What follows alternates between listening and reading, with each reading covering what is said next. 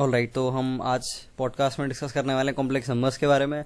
तो ये basic podcast होने वाला है। मेरे हिसाब से मेरे को पर्सनली बेसिक पॉडकास्ट सबसे ज़्यादा इंटरेस्टिंग लगते हैं, क्योंकि इसमें हम ये देखते हैं कि हमें चैप्टर को किस तरह से देखना चाहिए। मतलब ये जो चैप्टर है मैथ्स का, जिसके ज़्यादातर लोग सिर्फ सवाल लगा के ही रह जाते हैं, इस चैप्टर का और ज़्यादा क्या एप्लीकेशन है, मतलब कैसे हम इस चैप्टर से इमोशनली रिलेट कर सकते हैं ना, कैसे हम इस चैप्टर की वंडर लस्ट में खो सकते हैं। इस तरह की चीज़ें जब हम ध्यान से सुन लेते हैं तो कभी भी ये चैप्टर हमें बोरिंग नहीं लगता है ना।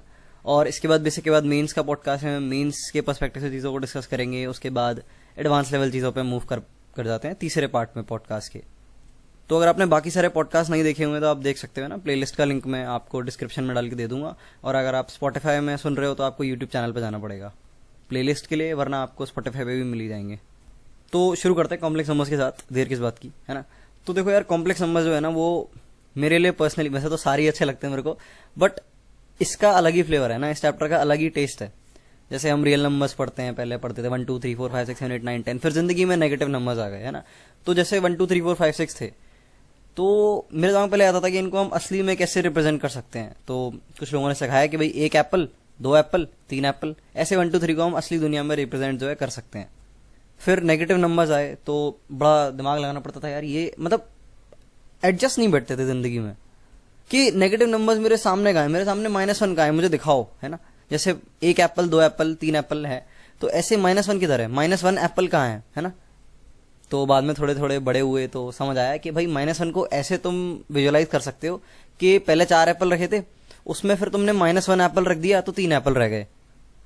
एप्पल, छाता, केला, जिससे भी तुम्हें ज्यादा लगा वो तुम चूज कर सकते हैं यहाँ पे। मेरे दिमाग में एप्पल इसीलिए आया क्योंकि मैं रोज सुबह आजकल बहुत एप्पल खा रहा हूँ रेगुलरली, अपनी डाइट को थोड़ा बैलेंस करने के लिए। तो वापस आते हैं, तो नेगेटिव नंबर्स इस तरह से विजुअलाइज हुए कि भाई 6 एप्पल रखे हैं, तो उसमें से जब तुम 1 एप्पल हटा देते हो तो -1 ये रिप्रेजेंट कर रहा है ना, कि कम करते जा रहे हो चीजों को, तो कैसा होता जा रहा है। उसके बाद मेरे ख्याल से 9 10th में आए तो नेगेटिव चार्ज के बारे में, मुझे याद नहीं आ रहा मेरे को एग्जैक्टली 9 10th में सीखा था, 11th में सीखा था नेगेटिव चार्ज के बारे में मैंने। बट पता चला कि हाँ भाई, नेगेटिव नंबर्स की ये सिग्निफिकेंस होती है कि 2 एंटिटीज हैं जो कि अपने नेचर में अपोजिट है ना, उनकी कैलकुलेशन करनी है तो अपोजिट है, तो एक को नेगेटिव देना पड़ेगा, एक को पॉजिटिव देना पड़ेगा। तो इस तरह से भी नेगेटिव नंबर्स को देखा जा सकता है। तो जिंदगी बड़ी बढ़िया चल रही थी, नेगेटिव पॉजिटिव सब समझ आ रहा था, ठीक है, कोई दिक्कत नहीं है।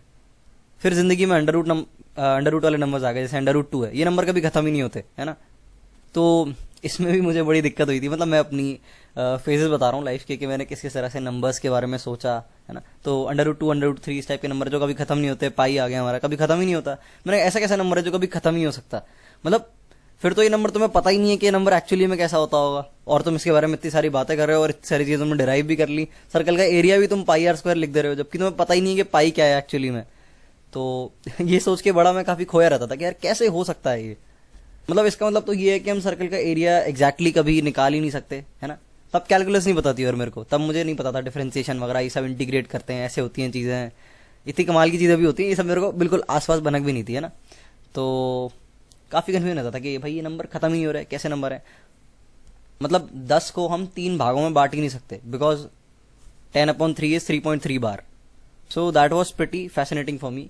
तो बाद में मैंने अपने आप को ही समझा लिया कि भाई ये शायद कैलकुलेशन के लिए काम आते होंगे, असली में ये एग्जिस्ट नहीं करते होंगे। मतलब मैं उस टाइम रिलेट नहीं कर पाया ना, तो अंडर रूट पे आके जिंदगी अटक गई। उसके बाद दिमाग खराब हो गया। उसके बाद दिमाग इस तरह से खराब हो गया, जब किसी ने √2 में जो 2 लिखा था उस 2 को -2 कर दिया। तो जब इस √2 में √-2 हो गया, तो मैंने कहा यार ऐसा नंबर भी एग्जिस्ट कर सकता है, मतलब ये भी पॉसिबल है। पर मतलब कैसे एग्जिस्ट करेगा अंडर में -2, ये चीज सेंस ही नहीं बना रही। 1 एप्पल, 2 एप्पल, √2 भी एक बार को चलो मैं एडजस्ट कर लूंगा, 10/3 में भी एक बार को एडजस्ट कर लूंगा, ठीक है, कैलकुलेशन के लिए। बट √-2 ये चीज एग्जिस्ट ही नहीं कर सकती। मतलब इस चीज का दुनिया में काम क्या है, मतलब मेरे सामने लाके दिखाओ। तो उस टाइम क्या था, मैंने पॉप साइंस की वीडियो काफी देख रखी थी। जिनको नहीं पता है पॉप साइंस का क्या मतलब, मैं बता देता हूँ मैं। जैसे कि ऐसी सारी चीजें होती है ना साइंस में, फिजिक्स में, जो हम यूट्यूब पे वीडियोस देखते हैं जो कि ऐसे बताते हैं ब्रह्मांड का अंत होने वाला है और इस तरह की चीजें। मतलब गॉड पार्टिकल नाम रख दिया किसी चीज का, हालांकि ये जो नाम है बिल्कुल एक्सप्लेन नहीं कर रहा कि एक्चुअली में चीज क्या है, बट इसे गॉड पार्टिकल बुला रहे जस्ट बिकॉज ये पॉपुलर हो जाए ना। सोशल मीडिया जो है इस तरह से उछालती है चीजों को, या फिर इन जनरल मीडिया। तो उस टाइम में इस तरह की काफी सारी वीडियोस देखा करता था जिसमें एग्जैक्ट कैलकुलेशन क्या है, मैथ्स क्या है उस चीज के पीछे की, वो डिस्कस नहीं करते थे।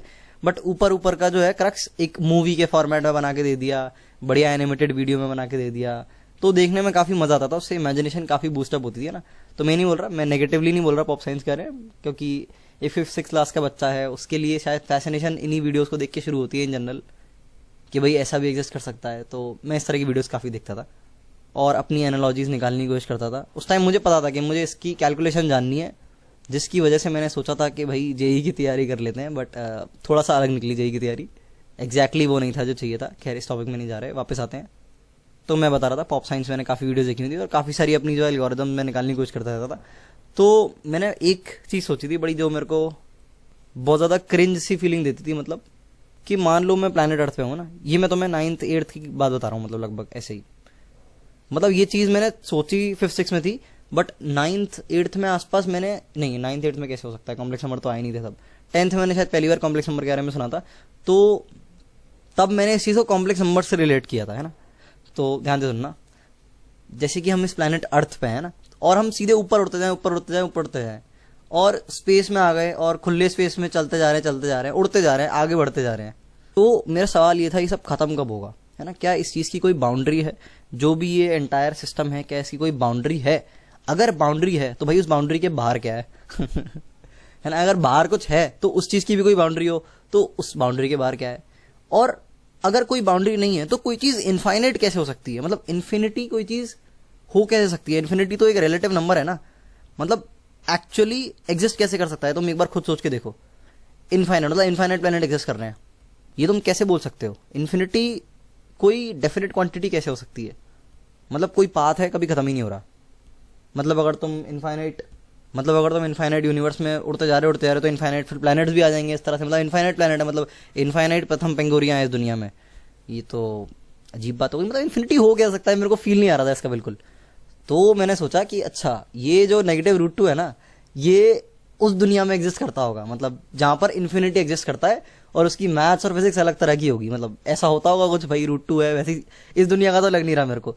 तो जो ये -√2 है, ये किसी और दुनिया में एग्जिस्ट करता होगा, जो कि मतलब स्पेस टाइम वगैरह की उस टाइम वीडियोस बहुत दिखी हुई थी। अब मेरे को सोच के काफ़ी हंसी आती है, मैं क्या सोचता था चीज़ों के बारे में। हालांकि काफ़ी सारी चीज़ें करेक्ट भी थी हुई एनालॉजीज, जो मैं अब फिजिक्स के बारे में चीज़ें पढ़ता हूँ। हालांकि पढ़ने का मुझे अभी भी बहुत कम टाइम मिलता है, but still I somehow manage to do it.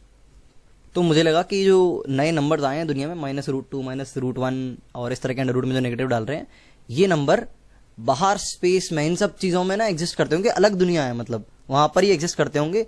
और ऐसा भी हो सकता है कि हम जो क्रीचर्स हैं वो इन नंबरों को विजुलाइज नहीं कर सकते, कोई और शायद एलियन वगैरह होते होंगे भाई, वो कर लेते होंगे। मतलब ये मैंने सोचा हो सकता है, नहीं भी हो सकता, क्योंकि मेरे पास इस थ्योरी को डिस्कार्ड करने के लिए कुछ नहीं था और एक्सेप्ट करने के लिए भी कुछ नहीं था। तो बस एक रैंडम वो बना लिया मैंने, ऐसा अजम्पशन। बाद में पता चला कि कॉम्प्लेक्स नंबर्स का एप्लीकेशन तो होता है, बट ऐसा नहीं होता। जो है इनको हम 2D ज्योमेट्री को समझने के लिए बहुत अच्छे से इस्तेमाल करते हैं। तो यहाँ से जो है कॉम्प्लेक्स नंबर की फैसिनेशन की शुरुआत हुई थी मेरी। बाद में पता चला कि कॉम्प्लेक्स नंबर जो है वो मैथमेटिकल चीज़ है बड़ी ही, और जिसका एप्लीकेशन जो है बहुत तगड़ा है, बहुत ज़्यादा तगड़ा है। हम 3D ज्योमेट्री, 2D ज्योमेट्री बहुत अच्छे से समझ सकते हैं, मतलब 3D नहीं सॉरी 2D वेक्टर्स के साथ हम कॉम्प्लेक्स नंबर को जब कंबाइन कर देते हैं तो चीज़ें बहुत बेहतरीन हो जाती हैं, और इनफैक्ट प्रोग्रामिंग में भी इनका बहुत ज़्यादा यूज़ होता है।